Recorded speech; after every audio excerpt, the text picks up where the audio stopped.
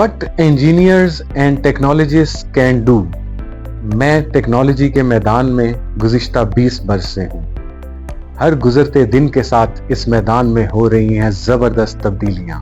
मैं अक्सर सोचता हूँ, पाकिस्तान इस मैदान में कहाँ खो गया है।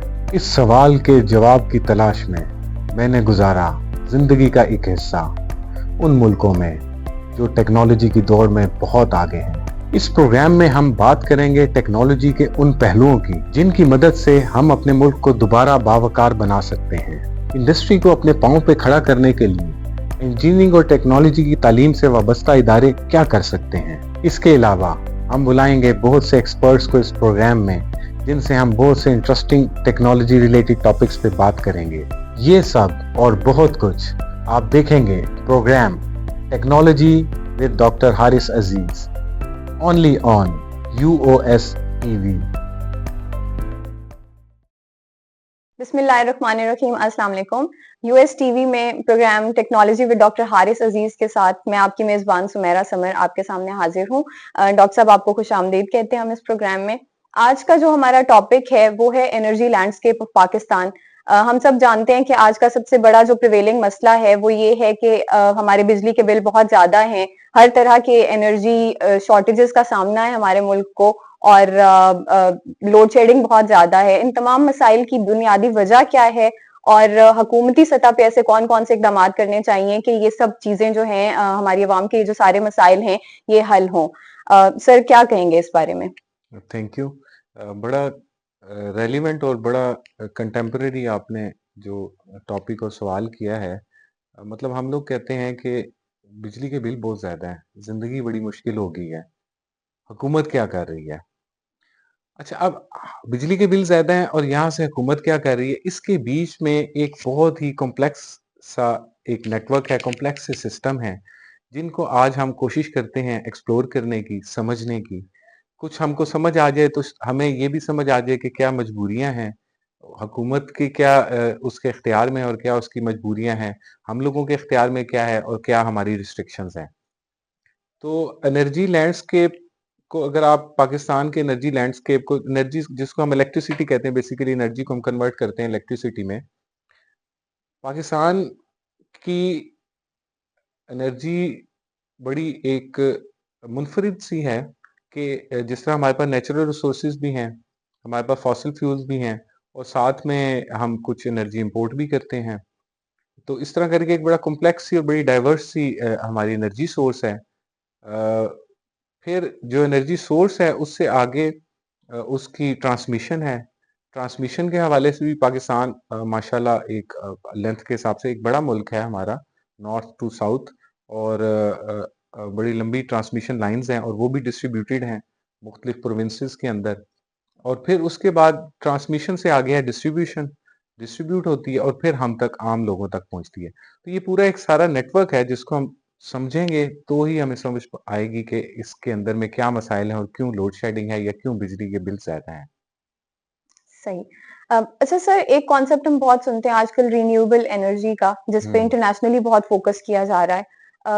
ये कौन सा कॉन्सेप्ट है? रिन्यूएबल एनर्जी से क्या मुराद है, और आपको क्या लगता है कि इसके इंडिविजुअल लेवल पे या डोमेस्टिक लेवल पे इसके क्या इम्पैक्ट्स हैं, और किस तरह से हालात को रिन्यूएबल एनर्जी बेहतर कर सकती है? हाँ, रिन्यूएबल एनर्जी भी आजकल बड़ा कंटेम्परेरी है। बेसिकली इंसानों ने सबसे पहले तो बिजली पैदा की। बिजली, जब हमने बिजली से चीज़ें बनानी शुरू की या बिजली का इस्तेमाल शुरू किया, तो उस वक्त तो हमारा सबसे बड़ा चैलेंज ये होता था कि सिर्फ बिजली जनरेट हो, किसी तरह इलेक्ट्रिसिटी जनरेट हो। इलेक्ट्रिसिटी जब हमने जनरेट कर ली तो सबसे पहले तो हमारे पास कोयला होता था, फॉसिल्स होते थे, फिर ऑयल की दरियाफ्त होगी, तो फिर हम ऑयल से बिजली जनरेट करने लग गए। अच्छा, ये बिजली तो जब हमने जनरेट शुरू कर दी तो हमें ये पता चला कि इनके तो जो है इम्पैक्ट्स हैं, एनवायरनमेंट के ऊपर इम्पैक्ट्स हैं, कार्बन इमिशंस हैं। तो वहां से फिर हमें पता चला कि हमें ऐसे सोर्सेज से बिजली जनरेट करनी चाहिए कि जिनके कार्बन इमिशन कम हो या एनवायरनमेंट पे। तो वहां से फिर हम रिन्यूएबल सोर्सेज की तरफ गए। रिन्यूएबल सोर्सेज में फिर हमारे पास विंड एनर्जी है, सोलर एनर्जी है, इसके अलावा हमारे पास वेव एनर्जी है, या जिसे मैरीन एनर्जी कहते हैं। इसके अलावा हमारे पास जियोथर्मल एनर्जी है। तो अब आजकल का ये है कि हमें कोशिश करनी है कि रिन्यूएबल की तरफ जाना है, और उससे भी अगला अब हमारा ये चैलेंज आ रहा है कि दुनिया ने रिन्यूएबल एनर्जी भी हासिल करना अचीव कर ली है, लेकिन उससे अगला अब चैलेंज ये आ रहा है कि रिन्यूएबल एनर्जी को इंटीग्रेट कैसे करना है सिस्टम के अंदर, और एनर्जी को स्टोर कैसे करना है। मिसाल के तौर पे जो रिन्यूएबल एनर्जी है वो कांस्टेंट नहीं होती हमारे पास। विंड जो है वो कभी हवा चलती है, कभी नहीं चलती, या सोलर अगर है तो सोलर दिन के टाइम होता है, रात के टाइम नहीं होता। तो ऐसे में ये चैलेंज आता है कि इस एनर्जी को हमने इंटीग्रेट कैसे करना है सिस्टम के अंदर। और उसके साथ-साथ फॉसिल फ्यूल्स तो हमारे पास हैं ही, पेट्रोल है, एलएनजी है, इसके अलावा कोयला है, तो वो भी हमारी सोर्सेज़ ऑफ एनर्जी हैं, जिनको आहिस्ता-आहिस्ता हमने कोशिश करनी है कि उन पे डिपेंडेंस कम हो और आहिस्ता-आहिस्ता रिन्यूएबल की तरफ डिपेंडेंस हमारी ज़्यादा होती जाए। अच्छा, आपने अभी मेंशन किया विंड एनर्जी और सोलर एनर्जी का। गवर्नमेंट लेवल पे आजकल सोलर पैनल्स की हुँ। डिस्ट्रीब्यूशन जैसे हम देख रहे हैं चल रही है, तो उस पे बहुत फोकस किया जा रहा है। अगर हम अपने सारे सिस्टम को सोलर पे कन्वर्ट कर देते हैं, तो आपके ख्याल में उसके क्या प्रोस एंड कॉन्स हैं? उसके पॉजिटिव इम्पैक्ट्स क्या हैं और उसके मॉनेटरी टर्म्स में नेगेटिव इम्पैक्ट्स क्या हो नेगेटिव सकते हैं? इम्पैक्ट्स क्या है? जी, पहले वही कि हम थोड़ा-सा अभी फिर पीछे जाते हैं कि लैंडस्केप ऑफ पाकिस्तान एनर्जी का क्या है? पाकिस्तान बेसिकली मिक्स, अभी तक पाकिस्तान का मिक्स है। पाकिस्तान की 60 टू 65% डिपेंडेंस जो है वो फॉसिल फ्यूल्स पे है। अच्छा, इन फॉसिल फ्यूल्स में से भी पाकिस्तान पेट्रोल है, पेट्रोल इंपोर्ट करता है डायरेक्ट, उसकी कॉस्ट है। इसी तरह कुछ पाकिस्तान अपने कोयले से बिजली बनाता है, जिसकी एफिशिएंसी कम है, कुछ कोयला इंपोर्ट करता है। इंपोर्टेड कोयले से भी जो बिजली पैदा बनती है, उसकी कॉस्ट लोकल कोयले की निस्बत ज़्यादा है। इसी तरह पाकिस्तान कुछ गैस से बिजली बनाता है। गैस में भी कुछ ऐसी है जो जिसे हम एलएनजीज़ कहते हैं, वो इंपोर्टेड है। उनकी कॉस्ट भी ज़्यादा है। फिर साथ में पाकिस्तान का तकरीबन 20% के करीब ऐसा है कि पाकिस्तान रिन्यूएबल एनर्जी, हाइडल भी एक रिन्यूएबल एनर्जी है, जो मैं बताना भूल गया था। हाइडल से भी जिसे हम डैम्स कहते हैं, डैम से भी पाकिस्तान बिजली प्रोड्यूस करता है 20% के करीब। लेकिन उसका भी यही होता है कि डैम्स में भी इलेक्ट्रिसिटी सीज़नल होती है। मतलब रेनी सीज़न है तो ज़्यादा प्रोडक्शन है, और आगे भी हमने देखना होता है कि आगे उसकी डिमांड पानी ने जो निकलना है तो वो कहाँ पे सैराब होना है। और तकरीबन 5 से 7% के करीब हम न्यूक्लियर एनर्जी भी प्रोड्यूस करते हैं, जो वो भी थर्मल में आती है। और तकरीबन 4-5% के करीब अभी हम जो डॉक्यूमेंटेड है वो सोलर और विंड पे हैं। तो ऐसे में जहाँ पे हम 4 से 5% डॉक्यूमेंटेड, जो कि हो सकता है अब 6% हो गई हो, ऐसे में हम एकदम से रिन्यूएबल एनर्जीज पे नहीं स्विच कर सकते। हमारी जो सारी डिपेंडेंस है, हमारी जो सारी प्रोडक्शन है, जो 60% से ज़्यादा वो हमारी थर्मल एनर्जी से ही आ रही है। और हमारे जो ग्रिड स्टेशंस हैं वो उसी तरह डिज़ाइंस हैं, और हमारी ट्रांसमिशन लाइन्स उसी तरह डिज़ाइंस हैं। तो यही हमारे पास एक, और फिर एक और जो मसला आजकल आप सारे सार्फिन भी जिसकी वजह से हैं मसाइल का शिकार, कि इलेक्ट्रिसिटी तो शायद हम उतनी कंज्यूम नहीं करते, लेकिन हमें कैपेसिटी पेमेंट पे करनी पड़ती है कि जो पावर प्लांट ऑलरेडी इंस्टॉल्ड हैं, उनकी एक इंस्टॉलेशन कॉस्ट है, उनको अगर चाहे रन कर रहे हैं या नहीं कर रहे, लेकिन हमें उसकी कैपेसिटी पेमेंट पे करनी पड़ती है। तो ये सारी चीज़ें जो हैं, ये मिल के अभी हमारे पास रिन्यूएबल के रास्ते में इसको कैसे इंटीग्रेट करना है, ये एक चैलेंज है। एक तो एनर्जी कॉस्ट किसकी, एक है इंस्टॉलेशन कॉस्ट और एक है ऑपरेशनल कॉस्ट। डैम्स की इंस्टॉलेशन कॉस्ट बहुत ज्यादा होती है, ऑपरेशनल कॉस्ट तकरीबन मीडियम रेंज में होती है।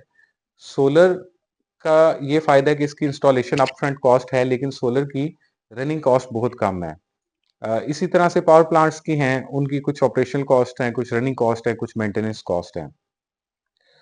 अभी ये तो है एनर्जी प्रोडक्शन। मेन जो पाकिस्तान को मसला आ रहा है, पाकिस्तान की जो एनर्जी प्रोडक्शन है वो 43,000 मेगावाट्स है। तो जो हमारी रिन्यूएबल एनर्जी के जितने भी सोर्सेज आपने अभी मेंशन किए हैं, उसको जो हमारी रेगुलर स्ट्रीम है, उसमें इंटीग्रेट करने के लिए आपको क्या लगता है कि कौन से स्टेप्स हैं जो लिए जाने चाहिए या उसके कौन से चैलेंजेस हो सकते हैं? हाँ, रिन्यूएबल को इंटीग्रेट करने से पहले पहले तो ये समझिए कि अभी एक हिस्सा है एनर्जी की प्रोडक्शन।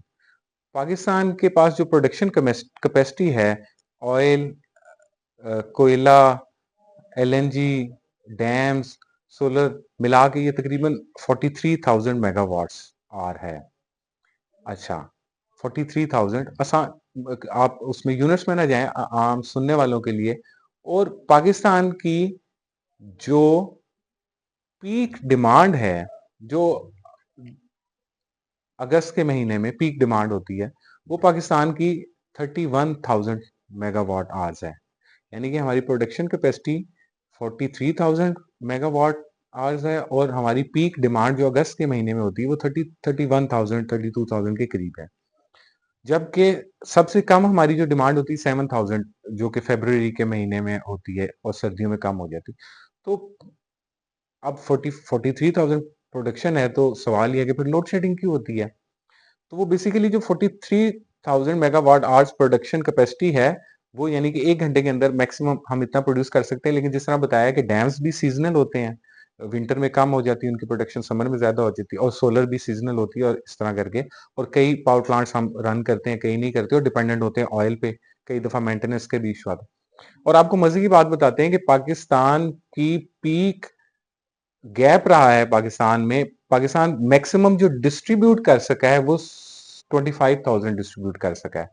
यानी जब पाकिस्तान की पीक डिमांड 31,000 मेगावाट आवर्स थी, तो पाकिस्तान उस वक्त डिस्ट्रीब्यूशन जो कर सका है वो 25,000 कर सका है। स्टिल 6,000 का गैप, तो वो कहाँ गया कि वो प्रोडक्शन भी हो गई, डिमांड भी थी, लेकिन सार्फिन तक नहीं पहुंचा सके। उसकी वजह यह है कि हमारी जो डिस्ट्रीब्यूशन कैपेसिटी है वो मोर और लेस है तो शायद 32,000 मेगावाट आर के करीब, लेकिन वो इस तरह नहीं है कि वो सारों को सारी जगह पे एक ही जगह पे एक ही टाइम पे बिजली की मैक्सिमम डिमांड हो। मिसाल के तौर पे हो सकता है कि हमारी 31,000 मेगावाट आवर की ट्रांसमिशन की कैपेसिटी है, लेकिन हो सकता है कि बलूचिस्तान के अंदर जो लाइन बिछी हुई है वो अंडर यूटिलाइज रहती हो, जो लाहौर के अंदर लाइन बिछी हुई है वो ओवर यूटिलाइज हो जाती है, ओवर हीट हो जाती है, ओवरलोड हो जाती है। तो इस वजह से पाकिस्तान एनर्जी प्रोडक्शन तो एक तरफ रहा और रिन्यूएबल की तरफ जाना, उससे ज्यादा मसला पाकिस्तान का ट्रांसमिशन है। ट्रांसमिट, हमने जो एनर्जी प्रोड्यूस करनी है उसको ट्रांसमिट कैसे करना है, तो ये एक बहुत बड़ा चैलेंज है। अच्छा, आपको क्या लगता है कि पाकिस्तान की जो ज्योग्राफिकल लोकेशन है, जैसे आपने बात की कि सोलर है तो उसमें भी एक स्पेसिफिक टाइम पीरियड है जिसमें उसको मैक्सिमम यूटिलाइज किया जा सकता है, विंड है तो उसके हम्म। लिए भी ऐसे ही है, डैम्स की से जो एनर्जी प्रोड्यूस हम्म। होती है उसमें भी ऐसा ही है। तो आपको क्या लगता है कि पाकिस्तान एक एडवांटेज है उसको अपनी ज्योग्राफिकल हम्म। लोकेशन का, या आपको लगता है कि उसका भी एक बहुत बड़ा हाथ है इतनी लोड शेडिंग हम्म। या इतनी हाई कॉस्ट एनर्जी जो हम बेयर करते हैं उसमें? हाँ, ये बड़ा इंटरेस्टिंग आपने क्वेश्चन किया है। कि पाकिस्तान की ज्योग्राफिकल लोकेशन और उसकी इतनी डाइवर्स प्रोडक्शन, वो वाकई एडवांटेजेस भी है कि हम डाइवर्स हैं, हमारी डिपेंडेंस एक पे नहीं, और हम आहिस्ता आहिस्ता मजीद डाइवर्स अपने आप को करना लेकिन ऐसे ही है कि वो चैलेंज भी है, इस वजह से कि जो पाकिस्तान की हाइडल एनर्जी है वो ज्यादा नॉर्थ में है, डैम्स वगैरह हमारे, और जो पाकिस्तान की थर्मल एनर्जी पावर प्लांट्स वगैरह वो ज्यादा साउथ में है। तो और उसके बीच में ही जो हमने बताया कि ट्रांसमिशन असल में एक बड़ा चैलेंज है। तो साउथ से नॉर्थ में, और पाकिस्तान की जो मेजर डिमांड है, जो मेजर कंज्यूमिंग एरियाज हैं, कराची, हैदराबाद, और उसके बाद सारा central Punjab, centre of the country, जिसमें लाहौर, गुजरांवाला, सियालकोट, ये वाला सा, तो वो वाकई के सेंटर से ये थोड़े थोड़े दूर हो जाते हैं, जिसकी वजह से ट्रांसमिशन लॉसेस भी हो जाते हैं। पाकिस्तान में ट्रांसमिशन लॉसेस तकरीबन 17% के करीब हैं। दुनिया के कंपैरिजन में 6-7%, एवरेज 9%, 10%, तो पाकिस्तान के 17 से 18%, ये भी एक बहुत बड़ा चैलेंज है। उसके बाद पाकिस्तान में जब बिजली ट्रांसमिशन से डिस्ट्रीब्यूट होती है, तो डिस्ट्रीब्यूट आगे से बिजली करते हैं डिस्कोज, हम उन्हें बोलते हैं। जिस तरह ये फेस्को है, आईएसको है, लेस्कोज हैं, ये 10 हैं पाकिस्तान में। डिस्कोस के बीच में भी एनर्जी लॉसेस भी हैं, पिल्फरेजेस भी हैं, तो वहां से भी आपकी जो प्रोडक्शन है वो नहीं पहुंच पाती। अच्छा सर, इस सारी डिस्कशन को अब हम कंक्लूड करते हैं। फ्यूचर में आप क्या देखते हैं पाकिस्तान के जो एनर्जी के हालात हैं, या क्या आपको लगता है कि डोमेस्टिक लेवल पे या कमर्शियल लेवल पे लोगों को कोई रिलीफ मिलेगा, या पाकिस्तान क्या किसी ऐसी पोजीशन में है कि वो किसी भी तरह से इन कॉस्ट्स को कम कर सके या मजीद रिसोर्सेज को डिस्कवर कर सके? पाकिस्तान इस वक्त बहुत ही ज्यादा क्रॉस रोड्स पे है, बड़े क्रिटिकल पॉइंट पे है, लेकिन पोटेंशियल बड़ा अच्छा है। रिन्यूएबल को हमने एक्सपैंड करना है। पाकिस्तान का टारगेट है 2030 तक सोलर को डबल करना है, और आम ख्याल यही है कि पाकिस्तान उससे पहले ही सोलर को डबल कर लेगा। लेकिन अगला सवाल ये है कि सोलर को इंटीग्रेट करना है, उसके लिए भी काम हो रहे हैं। कुछ जिस तरह पावर प्लांट्स, और कोशिश ये की जा रही है कि हम कुछ पावर प्लांट्स जो ऑब्सोलीट हो रहे हैं या रिटायर होने वाले हैं, तो हम कोशिश ये करें कि उनके करीब ही सोलर को इंस्टॉल करें या रिन्यूएबल विंड को, ताकि वो जो ट्रांसमिशन के चैलेंजेस हैं, वो हमारे कम हो जाएँगे, क्योंकि वहाँ तो ऑलरेडी ट्रांसमिशन लाइन्स बिछी हुई हैं और एक नेटवर्क ऑलरेडी है। तो हमें इस तरह करना है कि हमें हाइब्रिड मॉडल्स की तरफ जाना है। और बेस के लिए, जिस तरह रात के लिए हमें गैस पावर प्लांट्स या कोल पावर प्लांट्स पे रहना ही है, तो उनको ख़त्म भी नहीं करना, और साथ-साथ में सोलर को एनहांस करना है। तो इस हिसाब से देखा जाए तो पाकिस्तान का फ्यूचर, पाकिस्तान का एनर्जी का फ्यूचर जो है वो काफ़ी इसमें पोटेंशियल है। और आहिस्ता-आहिस्ता हम देख रहे हैं कि जो आईपीपीज़ के कॉन्ट्रैक्ट्स हैं, वो कुछ रिवाइज़ भी हो रहे हैं, कुछ आहिस्ता-आहिस्ता वो भी रिटायर होते जाएँगे। तो इंशाल्लाह things will be better. Thank you so much doctor साहब। आज के प्रोग्राम में हमने पाकिस्तान की एनर्जी लैंडस्केप को डिस्कस किया, थोड़ा-सा हमने जानने की कोशिश की कि सार्फिन को जितनी भी आजकल मुश्किलात का सामना है या पाकिस्तान में जो भी एक डिस्कशन चल रही है और एहतजाज चल रहे हैं जो, तो पाकिस्तान में इन फ्यूचर कितना पोटेंशियल है अपनी कैपेसिटी को टू इट्स फुल अवेल करने का। नेक्स्ट प्रोग्राम में एक और टॉपिक के साथ इंशाल्लाह आपके सामने हाजिर होंगे। दुआ में याद रखिएगा। बहुत शुक्रिया।